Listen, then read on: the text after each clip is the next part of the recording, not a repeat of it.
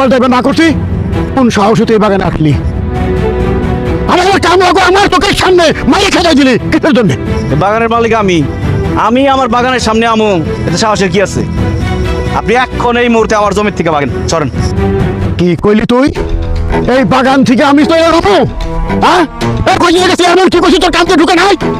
আর একটা কথা না কই এন থেকে জাগা, কিন্তু বাগানের মধ্যে তোর পূজা ভাঙা যাবো, বাগান বাগান থাকবো না, গোরস্থান বানিয়ে গেলাম, যা করছিস। শেষবারের মতো কইতাছি চাচা, আমার বাগানের দখল ছাইরা দেন, তাহলে কিন্তু খুব খারাপ হইব। কি কইলি তুই? খারাপ হয়ে যাইব? কি খারাপ হয়ে যাবো? এই বলত, এই গাদা, কি করবি তুই? তুই কি করবি? কি করম? একদম জানি মেরে ফেলাম, একবার জানি মেরে ফেলাম।